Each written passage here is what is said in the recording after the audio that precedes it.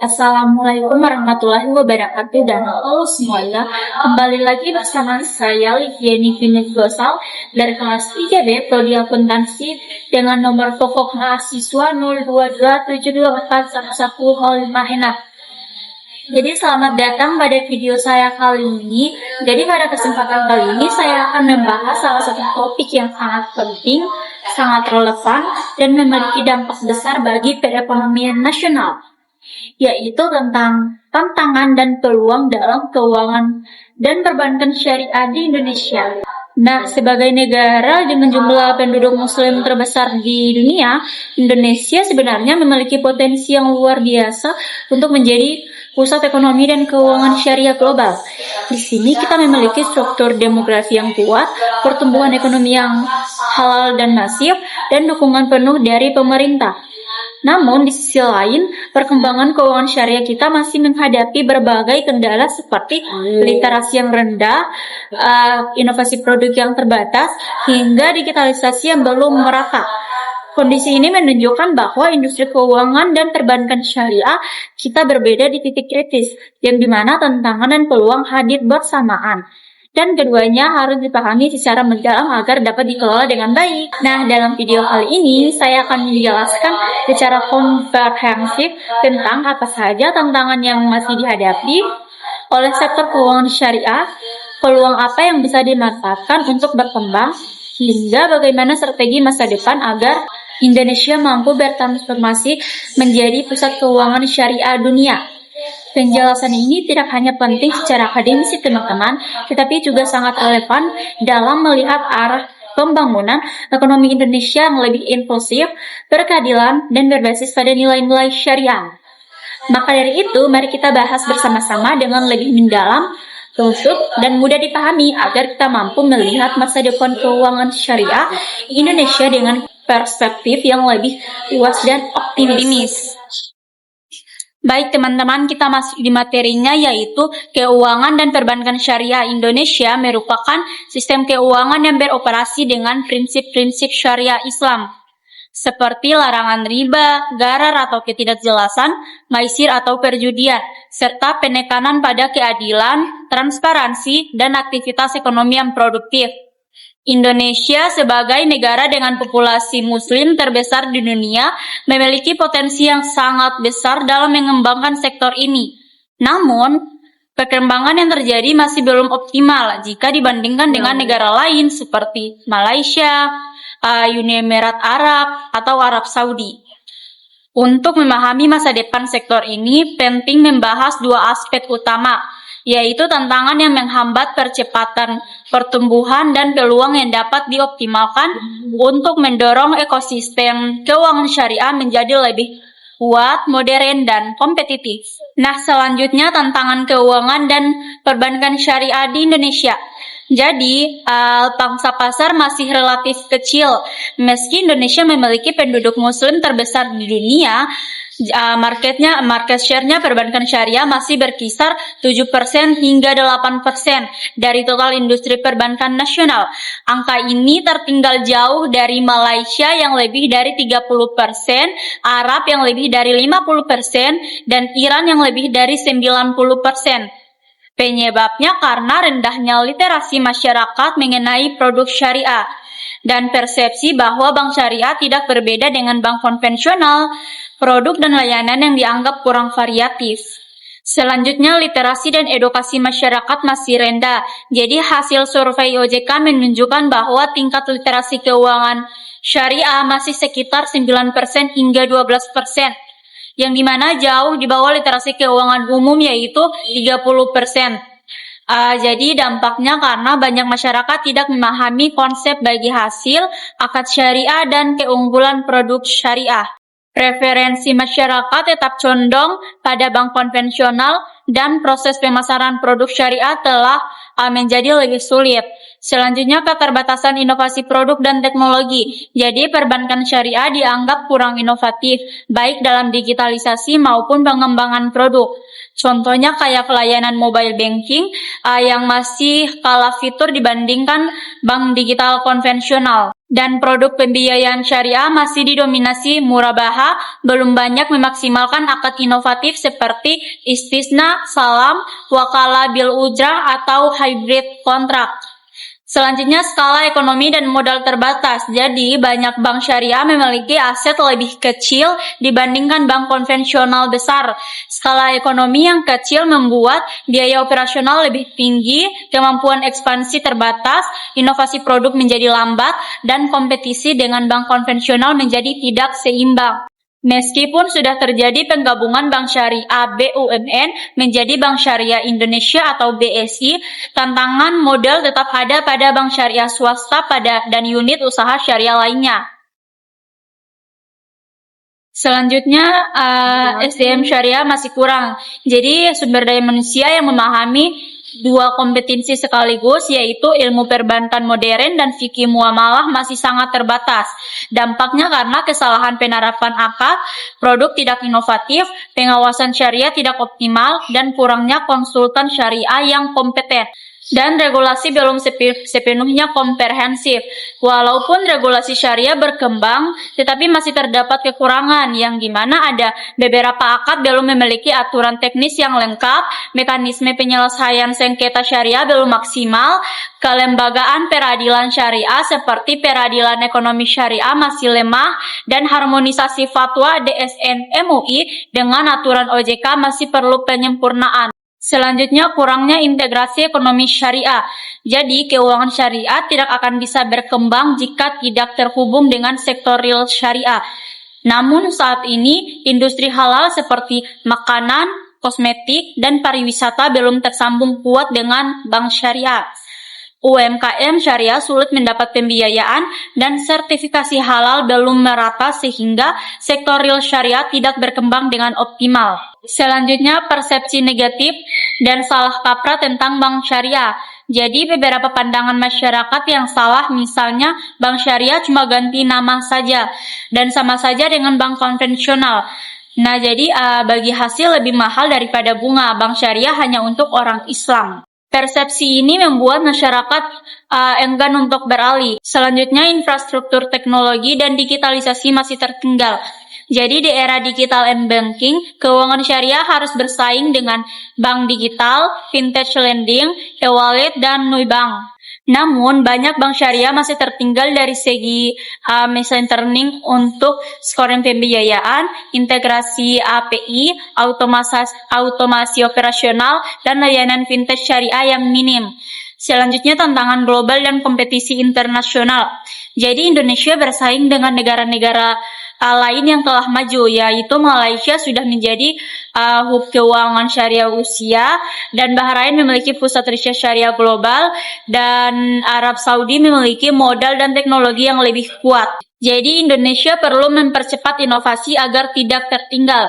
Selanjutnya, peluang keuangan dan perbankan syariah di Indonesia. Jadi, populasi muslim terbesar di dunia dengan lebih dari 240 juta muslim. Indonesia memiliki pasar potensial terbesar bagi layanan keuangan syariah. Jika literasi dan preferensi meningkat sedikit saja, maka pangsa pasar bisa melonjak tajam. Selanjutnya, dukungan pemerintah yang menguat. Jadi, pemerintah menunjukkan komitmen besar, antara lain melalui pembentukan Komite Nasional Ekonomi dan Keuangan Syariah atau KNEKS, merger Bank Syariah BUMN menjadi Bank Syariah Indonesia atau BSI, cetak biru pengembangan industri halal, dan regulasi vintage syariah, sukuk, dan wakaf produktif. Dukungan ini memperkuat struktur Indonesia keuangan syariah. Baik, selanjutnya pertumbuhan ekonomi halal dan halal lifestyle. Jadi, industri halal mencakup makanan dan minuman halal, pariwisata halal, kosmetik dan obat halal, mode fashion, dan pendidikan Islam yaitu jizwah, zakat, infak, sedekah, dan wakaf. Semua sektor ini memerlukan dukungan pembiayaan syariah. Ini membuka peluang besar bagi bank syariah untuk menjadi motor penggerak ekonomi halal. Selanjutnya, digitalisasi dan fintech syariah. Jadi, fintech syariah berkembang pesat seperti pembiayaan peer-to-peer syariah, crowdfunding syariah, wallet syariah, zakat dan wakaf digital, dan tokenisasi aset syariah. Digitalisasi ini memungkinkan bank syariah menjangkau UMKM di daerah milenial dan Gen Z, dan konsumen yang lebih suka layanan online. Selanjutnya, inovasi produk dan akad syariah. Jadi perkembangan produk keuangan syariah semakin luas, seperti sukuk, yaitu surat berharga syariah negara, dan wakaf produktif, green sukuk, asuransi takaful, dan pembiayaan berbasis musyarakah dan mudarabah. Pemanfaatan akad hybrid atau multi-akad membuka peluang inovasi lebih besar, dan potensi wakaf dan zakat sangat besar, yaitu potensi wakaf uang diperkirakan mencapai 180 triliun per tahun, namun realisasinya masih di bawah 1%. Jika dikelola optimal oleh lembaga keuangan syariah, ini dapat menjadi sumber dana sosial produktif, modal pembiayaan sektor real, penggerak ekonomi umat, dan pengurang kesenjangan sosial. Selanjutnya UMKM, yang dimana pasar terbesar bank syariah. Jadi sekitar 99% pelaku usaha di Indonesia adalah UMKM, dan sebagian besar milik muslim, yaitu UMKM yang membutuhkan pembiayaan modal kerja, pembiayaan investasi, layanan digital, dan pendampingan bisnis. Bank syariah dapat menjadi mitra utama bagi UMKM karena sistem bagi hasil lebih adil dan mendukung aktivitas bisnis real. Dan selanjutnya, posisi Indonesia dalam Global Islamic Finance.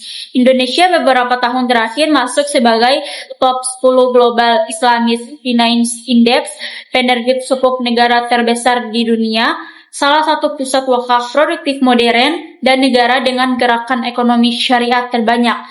Artinya, peluang menjadi pusat keuangan syariah dunia sangat terbuka. Dan selanjutnya, kesempatan menjadi pemimpin ekonomi syariah Asia.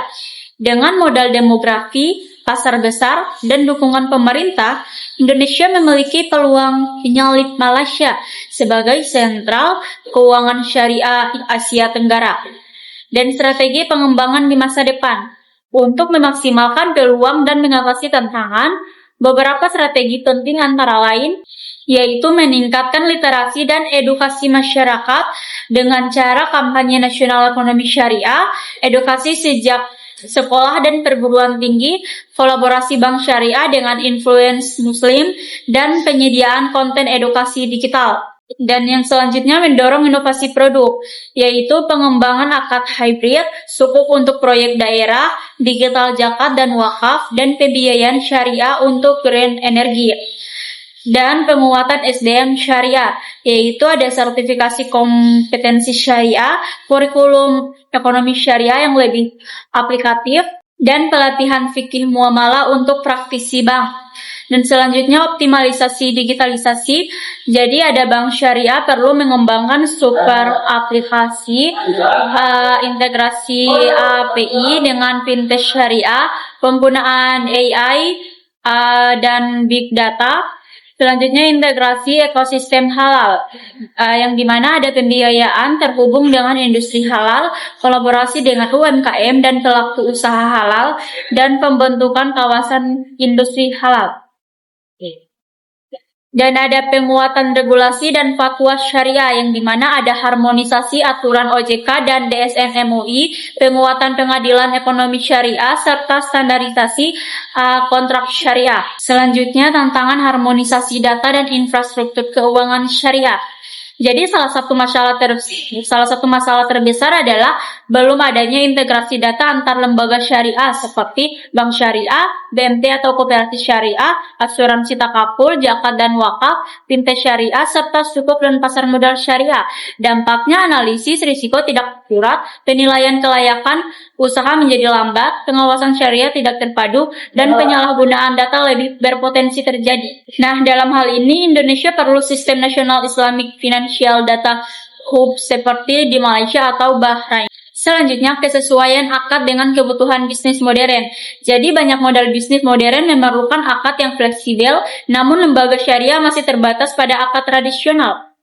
Contohnya, industri yang butuh fleksibel fleksibilitas yaitu startup teknologi, e-commerce, cloud service, managed service, dan subscription based business.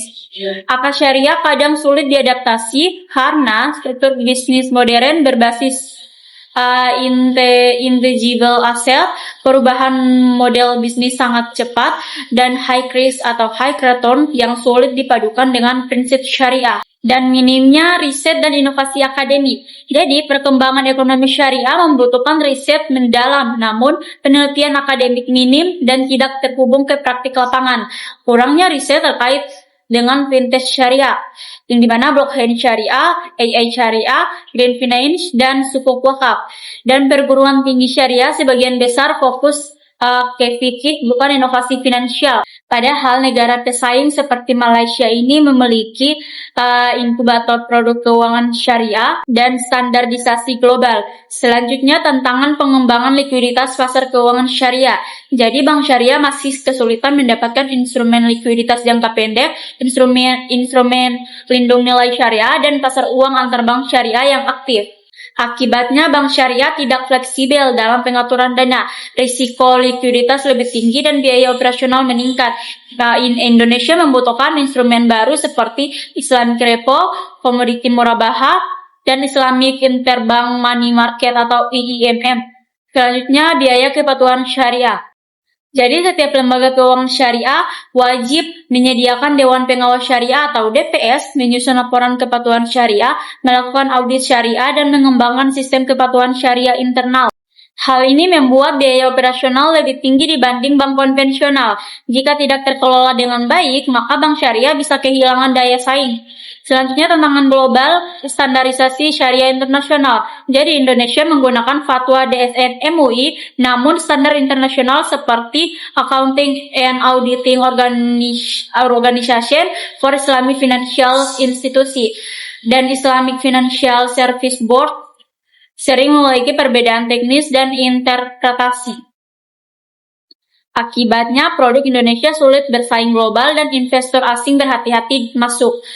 Selanjutnya, peran BMT dan koperasi syariah belum optimal. Jadi, koperasi syariah dan BMT adalah akar rumput ekonomi syariah, namun pengawasan masih lemah, banyak yang belum memenuhi prinsip syariah, kesulitan modal dalam sumber daya manusia, dan tidak terintegrasi dengan bank syariah. Padahal mereka sangat vital untuk pembiayaan UMKM mikro, pengembangan ekonomi pesantren, dan pengentasan kemiskinan. Dan rendahnya penetrasi asuransi syariah. Asuransi syariah masih jauh tertinggal dari asuransi konvensional. Penyebabnya minim literasi risiko di masyarakat, produk dirasa rumit, dan distribusi tidak kuat. Dan jika takaful berkembang, maka bank syariah akan terbantu karena bisa melakukan risk-sharing pembiayaan. Baik, selanjutnya ekonomi pesantren yang sangat besar. Indonesia memiliki lebih dari 30.000 pesantren dan jutaan santri. Pesantren adalah pusat pendidikan Islam, pusat ekonomi umat, dan pusat budaya dan sosial. Jadi, bank syariah dapat membiayai koperasi pesantren, menciptakan program pembiayaan santri, dan fintech syariah berbasis komunitas pesantren, serta mendukung UMKM pesantren. Potensi ini sangat besar, namun belum tergarap maksimal. Potensi big data dan AI untuk keuangan syariah. Bank syariah dapat memanfaatkan AI untuk scoring pembiayaan UMKM berbasis data transaksi, analisis potensi risiko akad, deteksi pelanggaran prinsip syariah, chatbot edukasi syariah, hingga optimasi portofolio investasi syariah. Hal ini bisa menutup gap kompetisi dengan fintech modern. Selanjutnya, Indonesia beberapa kali dinobatkan sebagai World Best Halal Tourist Destination, sehingga peluang muncul pembiayaan travel dan umrah syariah, asuransi syariah perjalanan, hotel syariah, transportasi halal, hingga wisata religi. Sektor ini membutuhkan dana besar yang dapat disediakan oleh bank syariah, asuransi syariah, dan sukuk wisata. Sukuk untuk pembangunan infrastruktur. Sukuk negara Indonesia terbukti menjadi stabil, diminati investor internasional, dan cocok untuk pembiayaan jangka panjang. Dan peluang barunya yaitu sukuk daerah, yang dimana provinsi, kabupaten, atau kota, sukuk pariwisata, sukuk lingkungan atau grand sukuk pendidikan, dan sukuk wakaf. Nah, dengan ini Indonesia bisa memperkuat posisi sebagai global sukuk leader.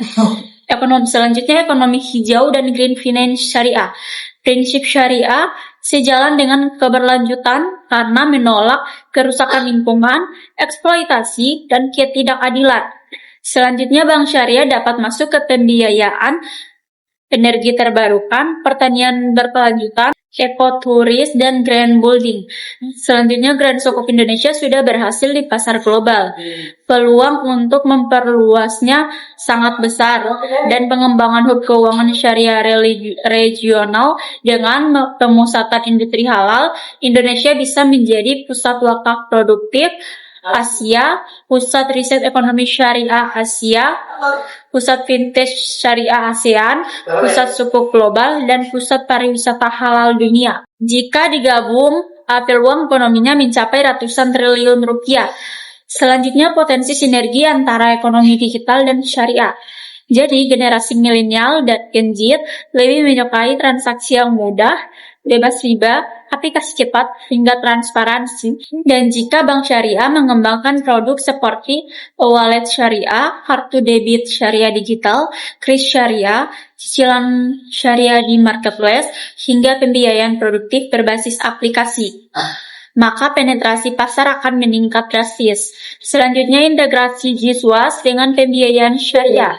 Jadi, JISWAS dapat menjadi sumber dana utama, yaitu ultramikro, pembiayaan tanpa bunga, modal bergulir, dan dana sosial produktif. Jadi, diintegrasikan, keuntungan besar akan terjadi.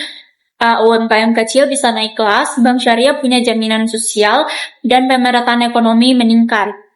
Selanjutnya, implikasi strategis bagi industri dan pemerintahan. Yang pertama ada perlunya Blueprint Nasional Keuangan Syariah 2025. Jadi, untuk menjadi pusat ekonomi syariah dunia, Indonesia membutuhkan roadmap besar, yaitu target pangsa pasar, agenda digitalisasi, penguatan regulasi, inovasi keuangan sosial yang dimana ada zakat dan wakaf, hingga integrasi ekonomi halal. Selanjutnya, sinergi pemerintah, industri, akademisi, dan masyarakat. Ekonomi syariah tidak bisa tumbuh sendiri, perlu kolaborasi riset antara kampus dan industri, dukungan fiskal pemerintah, kerjasama internasional, dan keterlibatan pesantren dan UMKM. Dan transformasi mindset dari religius hingga profesional dan kompetitif, yang dimana keuangan syariah bukan hanya soal syariah doang, tapi juga soal efisiensi, teknologi, inovasi, dan daya saing. Transformasi mindset ini penting agar bank syariah bisa melampaui bank konvensional. Sebagai kesimpulan dari seluruh materi yang telah dijelaskan, dapat kita pahami bahwa keuangan dan perbankan syariah di Indonesia sesungguhnya berada pada fase perkembangan yang sangat strategis.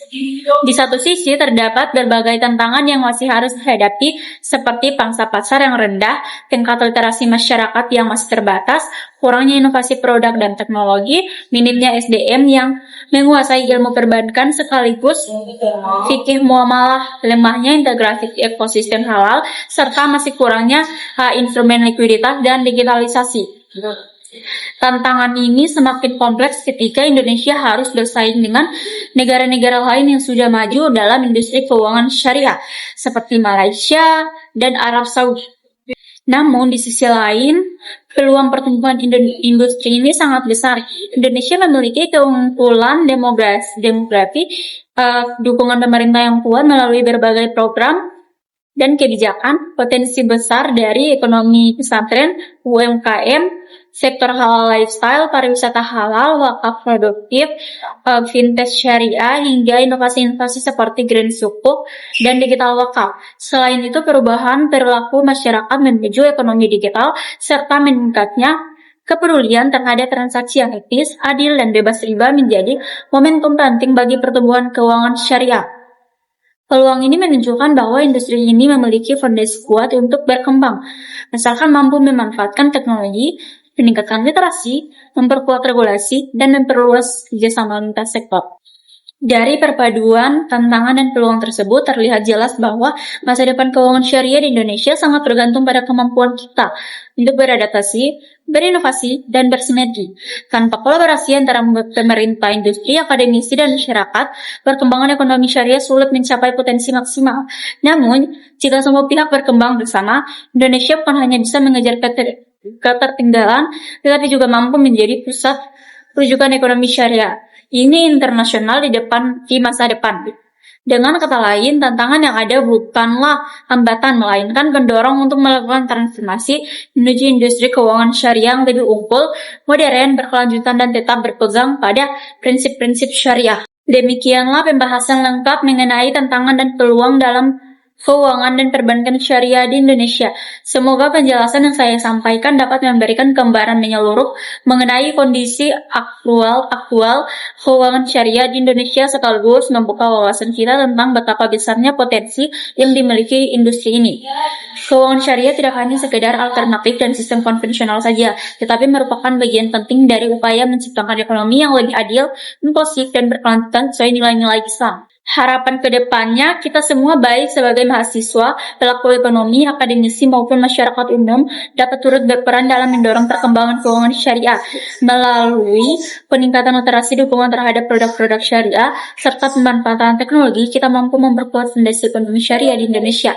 Semoga industri ini dapat terus berkembang, bergerak maju, menghadirkan inovasi, dan memberikan manfaat yang lebih besar bagi bangsa.